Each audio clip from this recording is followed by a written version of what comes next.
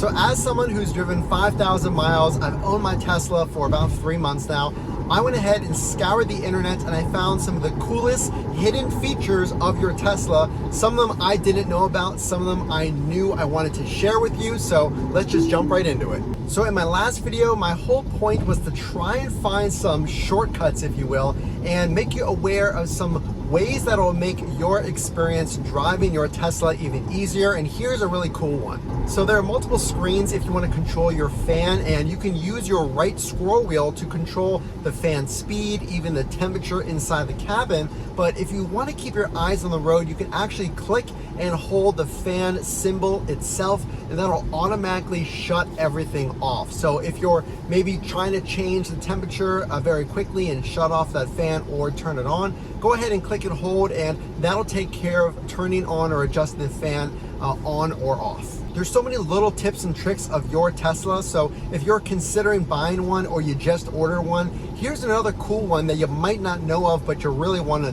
know. So if you're parking and you live on, or maybe you commute, or you spend some time in areas that are really hilly, especially as winter's coming up and you're parking on those slants with all of that snow, well, where's the e-brake? Because there's no lever in this car, so you want to make sure to know where that is. Well, it's as simple as pushing the button on your right steering column in, and that is how you park your car. But did you know if you press and hold, that is exactly where your e-brake is. So if you're parking on a slant, you want to make sure to have that on just in case. So whenever you need your e-brake, that's how you get it. So this one, I literally had to try to even believe it. But I found this really cool shortcut online because there's so many tips and tricks. I scour the internet, I try to find the cool ones. But here's one where you use your voice command on your right scroll wheel. So press the button in on your scroll wheel and say, eject driver seat. That's right, or you can say eject passenger seat,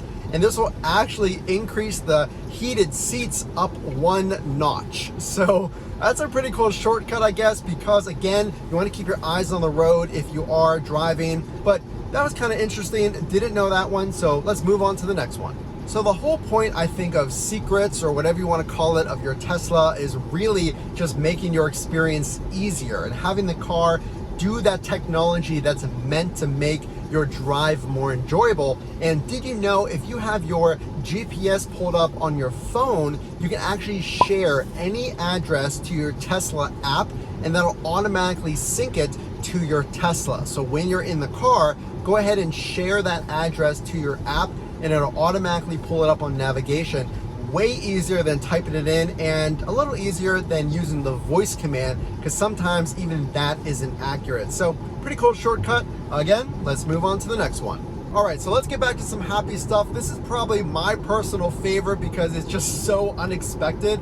Absolutely no car on the road has this. Yes, it's more of a party trick, but the rainbow mode. And if you're new to this, if you quadruple tap the right column console on your steering wheel, if you tap it down 4 times, you will summon the rainbow mode, and this will play music, the cowbell song, over your car, and it'll change your autopilot into rainbow modes.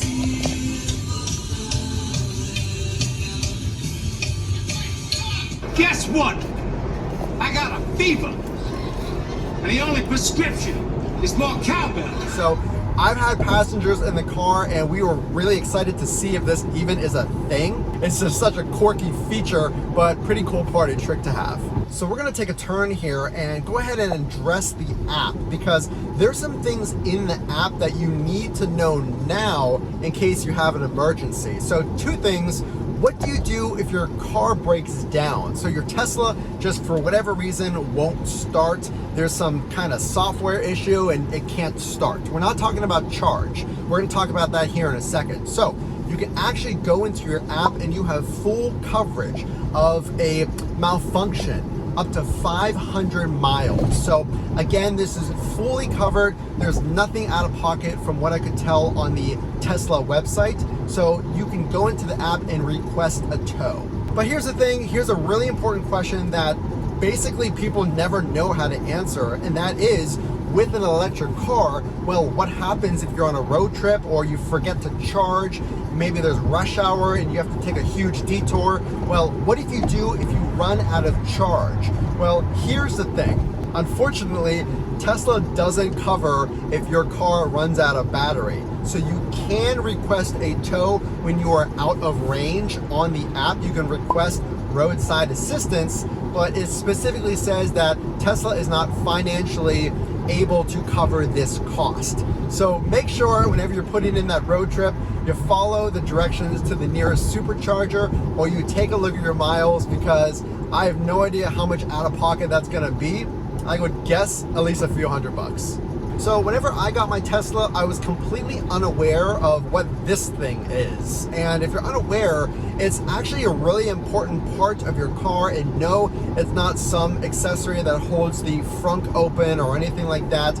You need this in an emergency. And actually, if you see those circles on the front of your Tesla, well, those actually pop out with a flathead screwdriver, and you screw this device into your car, and this is meant for towing. So if you do need a tow, this is actually where you hook up to the front of your car to allow that to happen. Now, Tesla specifically says don't have a tow truck that pulls your car with the tires touching the ground. You need a flatbed truck just because of the battery. There's a lot of warnings against damage. Long story short, this is a accessory that's gonna help you in those emergencies. So another tip that I think just makes your life a little easier. So on autopilot, on occasion, it'll give you a message reminding you to essentially check in with the car to make sure that you are paying attention. Well, did you know that in addition to jiggling the wheel essentially and putting some pressure on the wheel, that will activate the car to know that you're paying attention? You can actually scroll the any really scroll wheel. You can scroll the scroll wheels, and that will check in with the car as well. I see a lot of videos talking about the steering wheel movement, but if you do touch one of those scroll wheels, then that will be enough to just simply check in with the car, and then you can continue using autopilot. So I just want to put that in there because I didn't see a lot of videos talking about it, but again, it's all about convenience, and hopefully that'll help you when you're on the road. So I'm just gonna include this one because I had no idea what this thing was before I started messing around with the car. But if you're a business person, if you have children and you need to bring a change of clothes for maybe after work, etc., well, Tesla integrates some coat hangers for you. I know it's not the most exciting feature, but super convenient. You simply press on the lever and it comes out. And again, if you're a business person, if you need to hang stuff up, hey, they thought of you. So you have two of them in your car in the back seat. So now you know what those are.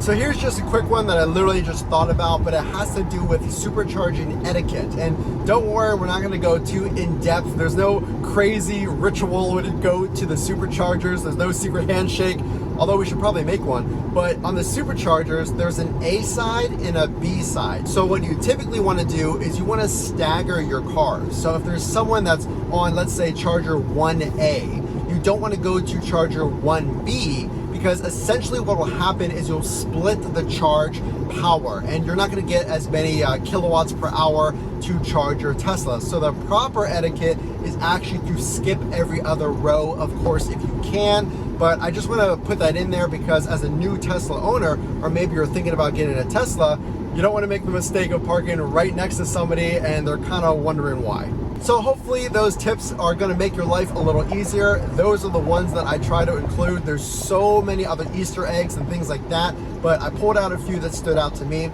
So again, if you do like this content, please drop a like so that I know that you appreciated it, and subscribe so you can see the future videos on this channel. Again, this is Matt from Frunk to Trunk. Can't wait to see you in the next one, and we will talk to you then.